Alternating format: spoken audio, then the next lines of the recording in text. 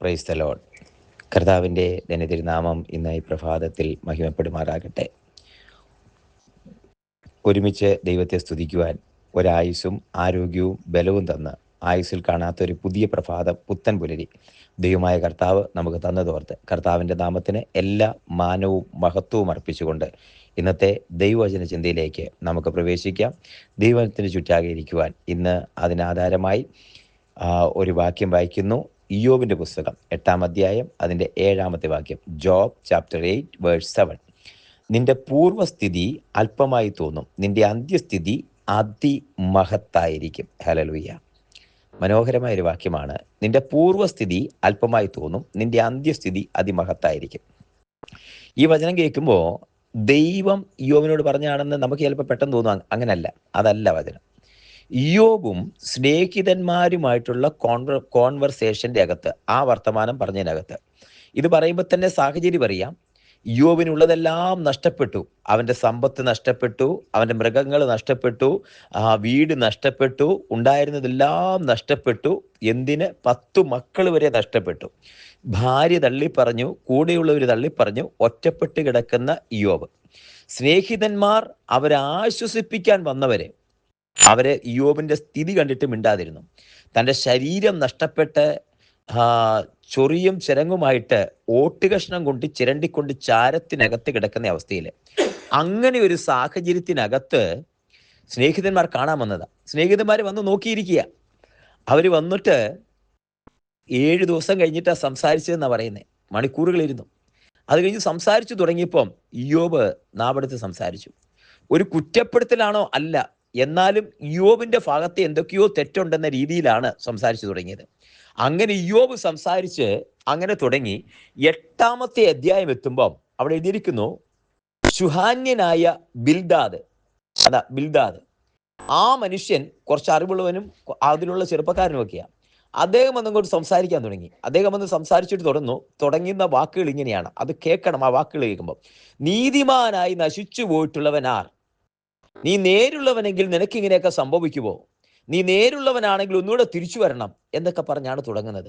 എന്നിട്ട് ഒരു ഉപദേശം പോലെ പറയുക, നീ ദൈവത്തോട് പ്രാർത്ഥിക്ക്, നിന്റെ വാസസ്ഥലത്തെ ദൈവം യഥാസ്ഥാനത്താക്കി തരും, നിന്റെ നന്മയെ ദൈവം തിരിച്ചു തരും എന്ന് പറഞ്ഞിട്ട് 8-ാമത്തെ വാക്യമാകുമ്പോൾ പറയുക, ഇങ്ങനെ ദൈവത്തിന്റെ അടുക്കൽ അങ്ങനെ ഇരിക്കുന്നു എങ്കിൽ, ദൈവവുമായിട്ട് ബന്ധപ്പെട്ട് അങ്ങനെ നീ ദൈവത്തിന്റെ സ്ഥാനത്ത് യഥാസ്ഥാനത്ത് ഇരിക്കുന്നു എങ്കിൽ നിന്റെ പൂർവ്വസ്ഥിതി അല്പമായി തോന്നും, നിന്റെ അന്ത്യസ്ഥിതി അതിമഹത്തായിരിക്കും. ഇത് പറയുന്നത് ഒരുപക്ഷെ ഇയ്യോബിന് ആ സ്ഥിതി ഉണ്ടാവുകയില്ല എന്ന് വിചാരിച്ചിട്ടാണെങ്കിലും പറയുന്ന വാക്കുകൾ, വചനങ്ങൾ ദൈവത്തിൻ്റെതായതുകൊണ്ട്, നീതിമാനായി നശിച്ചു പോയിട്ടുള്ളവൻ ആരുള്ളൂ? ദൈവത്തിന്റെ പക്കൽ നീതി മാത്രമേ അല്ലേ ഉള്ളൂ? ദൈവം നീതിമാനല്ലയോ? ദൈവം നീതിയല്ലേ നിനക്ക് വേണ്ടി ചെയ്യുകയുള്ളൂ? അങ്ങനെ നീ ദൈവത്തോട് പ്രാർത്ഥിച്ചാൽ നീ നീതിമാനെങ്കിൽ നിന്റെ വാസസ്ഥലത്തെ യഥാസ്ഥാനത്താക്കും. ഇത് സത്യമായ കാര്യമാണ്. ഈ മനുഷ്യൻ പറയുന്ന എല്ലാം സത്യമായ കാര്യമാണ്. ദൈവം നീതിമാനാണ്, നീതിയെ ചെയ്യുകയുള്ളൂ, നീതിയായിട്ടേ വിധിക്കത്തുള്ളൂ. നീ നീതിമാനാണെങ്കിൽ ദൈവം വാസസ്ഥലത്തെ യഥാസ്ഥാനത്താക്കും. അത് സംഭവിച്ചു. എന്നിട്ട് പറയുക, അങ്ങനെ ചെയ്താൽ, അങ്ങനെയാണെങ്കിൽ നിന്റെ പൂർവ്വസ്ഥിതി അല്പമായി തോന്നും, അന്ത്യസ്ഥിതി അതിമഹത്തായിരിക്കും. അതുപോലെ സംഭവിച്ചു. കാരണം പറയുന്നത് ദൈവത്തിന്റെ വാക്കുകളാ, ദൈവത്തിന്റെ വ്യവസ്ഥയാ പറയുന്നത്. ദൈവ വ്യവസ്ഥ പറയുന്നത്, ഒരുവൻ ദൈവത്തെ അന്വേഷിച്ചാൽ അവനെ ദൈവം അന്വേഷിക്കും. ഒരുവൻ ദൈവത്തിന്റെ മുഖത്തേക്ക് നോക്കിയാൽ ലജ്ജിച്ചു പോകത്തില്ല. ദൈവമുഖത്തേക്ക് നോക്കുന്ന ആരും അനാഥരായി, ഞാൻ നിന്നെ അനാഥരായി വിടുകയില്ല. അത്യുന്നതന്റെ മറവിൽ വസിക്കുകയും സർവശക്തന്റെ നിഴലിന്റെ കീഴിൽ പാർക്കുകയും ചെയ്യുന്ന യഹോവയെ കുറിച്ച് പറയും, അവനൊരു സങ്കേതവും കോട്ടയും ഞാൻ ആശ്രയിക്കുന്ന പാറയുമെന്ന്. അവനാ പറയുന്നേ, ഒരനർത്ഥവും നിനക്ക് ഭവിക്കുക, ഒരു ബാധയും നിന്റെ കൂടാരത്തിന് അടുക്കിയില്ലെന്ന്, പെരുമ്പാമ്പിനെയും ബാലസിംഹത്തെയും മെതിച്ചു കളയുമെന്ന്. ഇത് പ്രോമിസാ. ഇത് ദൈവത്തിന്റെ വാഗ്ദത്തങ്ങളാ, വചനങ്ങളാ. ഈ വചനമാണ് ബിൽദാദ് ഇയ്യോബിനോട് പറയുന്നത്. നിന്റെ പൂർവ്വസ്ഥിതി അല്പമായി തോന്നും, അന്ത്യസ്ഥിതി അതിമഹത്തായിരിക്കും. പറഞ്ഞതുപോലെ സംഭവിക്കുക. എന്താണോ ബിൽദാദ് പറഞ്ഞത് അതുതന്നെ സംഭവിച്ചു. ഈ വചനം പറയുമ്പോൾ ഓർക്കണം, ഇന്നത്തെ സാഹചര്യവും സ്ഥിതിയും വെച്ചിട്ട് ദൈവത്തിന്റെ ആ പരീക്ഷണത്തിനകത്താണെങ്കിൽ, അല്ലെങ്കിൽ ഒരു സ്ഥിതി ഇന്ന് നോക്കിയിട്ട് സാഹചര്യങ്ങളെല്ലാം നോക്കുമ്പോൾ, സ്നേഹിതരെന്ന് പേര് പെട്ടവർ അവര് പോലും ഒന്ന് കൈത്താങ്ങാതെ നിന്നെ തള്ളിക്കളയുന്നുണ്ടെങ്കിൽ അതിനകത്ത് ഭാരപ്പെട്ട് തകർന്നു പോകരുത്, വേദനപ്പെട്ട് പോകരുത്. ഈ വചനം ഒന്ന് ഹൃദയത്തിൽ ഏറ്റോണം. അത് നിന്റെ പൂർവസ്ഥിതി അല്പമായി തോന്നും, അന്ത്യസ്ഥിതി അതിമഹത്തായിരിക്കും. ശരിയാണ്. പൂർവസ്ഥിതിയിൽ എന്തൊക്കെയുണ്ടായിരുന്നോ അത് ഇരട്ടിയായി ഇരട്ടിയായി തമ്പുരാൻ അയ്യോബിന് മടക്കി കൊടുത്തു. പൂർവസ്ഥിതി അല്പമായി തോന്നും, അന്ത്യസ്ഥിതി അതിമഹത്തായിരിക്കും. ഇത് സംഭവിച്ചിരിക്കുക. ഇയ്യോബിനെ സംബന്ധിച്ച് അത് സംഭവിച്ചു. 42-ാമത്തെ അധ്യായത്തിൽ അങ്ങനെ തന്നെ എഴുതിയിട്ടുണ്ട്. അത് ആ വാക്യം എഴുതിയിരിക്കുന്ന ഇയ്യോബിനുള്ളതെല്ലാം ദൈവം ഇരട്ടിയായി മടക്കി കൊടുത്തു. 10 മക്കൾ സ്വർഗത്തിലുണ്ട്, വീണ്ടും 10 മക്കളെ കൊടുത്തു. അതിന് മുമ്പ് ഒരു വാക്ക് എഴുതിയിട്ടുണ്ട്. അതിനു മുമ്പ് കർത്താവ് ഒരു കാര്യം പറയുന്നു, ഇയ്യോബേ നീ ഒരു കാര്യം ചെയ്യ്, നീ സ്നേഹിതന്മാർക്ക് വേണ്ടി പ്രാർത്ഥിക്കണം. എന്തിനാണെന്നറിയാമോ? അവർ വിഹിതമായി സംസാരിച്ചിട്ടില്ല. എന്നിട്ട് ഇയ്യോബിനെ കുറിച്ച് തമ്പുരാൻ പറഞ്ഞു, ഇവയിലൊന്നിലും ഇയ്യോബ് പാപം ചെയ്തില്ല. ഇയ്യോബെ നീ സ്നേഹിതന്മാർക്ക് വേണ്ടി ഒന്ന് പ്രാർത്ഥിക്കണം. എന്താ കുഴപ്പം പറ്റിയത്? ഈ സ്നേഹിതന്മാർ പറഞ്ഞ കാര്യമൊക്കെ സത്യമാ, പക്ഷെ പറഞ്ഞതിൽ എവിടെയോ ഇയ്യോബിനെ ഒന്ന് അകത്തിന്റെ അകത്ത് ദൈവം അറിയുന്നത് പോലെ അറിയാതെ പോയി. പിശാച് ഇയ്യോബിനെ അറിയുന്നത് പോലെയും മനുഷ്യർക്ക് അറിയാൻ കഴിഞ്ഞില്ല. അവര് പറയുന്നത്, നീ നേരുള്ളവനാണെങ്കിൽ ഇങ്ങനെ കിട്ടും, നീ സത്യസന്ധനാണെങ്കിൽ ദൈവം നീതിയുള്ള ന്യായാധിപതിയാ, ഇത് കിട്ടും.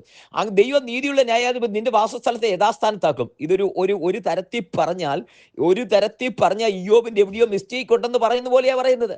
അതുകൊണ്ടാണ് വിധിക്കരുത്, വിധിക്കുന്ന അളവിനാൽ നീയും വിധിക്കപ്പെടുമെന്ന് പറയുന്നത്.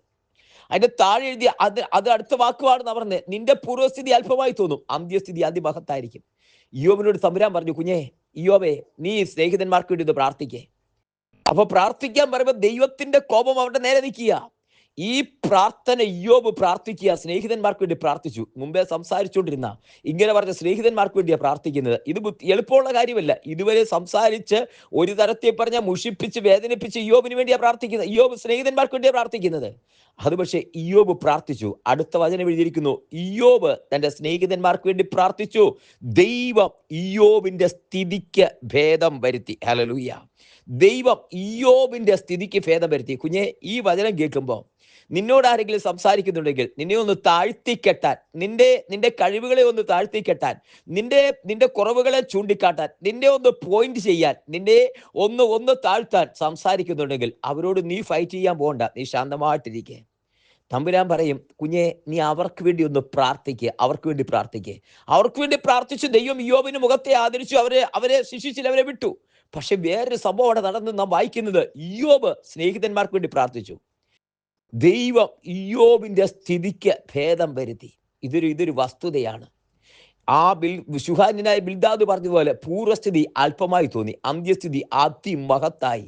ഈ ദൈവകരങ്ങളിലേക്ക് നമ്മളെ സമർപ്പിക്കാം. മറ്റാരും കൂടെ ഇല്ലെങ്കിലും, എല്ലാം നഷ്ടപ്പെട്ടാലും, ശരീരം പോലും നഷ്ടപ്പെട്ടു, ഭാര്യ തള്ളിപ്പറഞ്ഞു, ആശ്വസിപ്പിക്കാമെന്ന് സ്നേഹിതന് പോലുമില്ല, ഒറ്റപ്പെട്ട ഏകാന്തതയിലാണ് ഇരിക്കുന്നതെങ്കിലും കൈവിടാത്ത ദൈവം കൂടെ ഇരുന്ന് അന്ത്യസ്ഥിതി മഹത്വമാക്കിയതുപോലെ, കുഞ്ഞെ നിന്റെ കൂടെ കണ്ടാലും ഞാൻ ലോകാവസാനത്തോളം കൂടെയുണ്ടെന്ന് പറഞ്ഞവൻ നിന്റെ കൂടെ ഇരിക്കും. ദൈവകരങ്ങളിലേക്ക് സമർപ്പിക്കാം, പ്രാർത്ഥിക്കാം.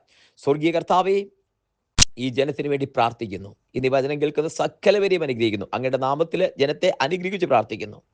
കർത്താവ് ജനത്തോടു കൂടി ഇരിക്കും. നിന്റെ പൂർവ്വസ്ഥിതി അല്പമായി തോന്നും, അന്ത്യസ്ഥിതി അതിമഹത്തായിരിക്കും.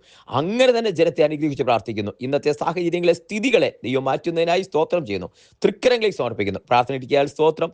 സകലമാനുഭവത്തോടെ എടുക്കും യേശുവിൻ നാമത്തിൽ തന്നെ. ആമേൻ, ആമേൻ, ആമേൻ. കർത്താവ് എല്ലാവരെയും അനുഗ്രഹിക്കട്ടെ. ദൈവം കൂടി ഇരിക്കട്ടെ. നാളെ നമുക്ക് വീണ്ടും കാണാം. അതുവരെ ദൈവകൃപയ്ക്കുള്ളിൽ മറക്കട്ടെ. God bless you and thank you so much.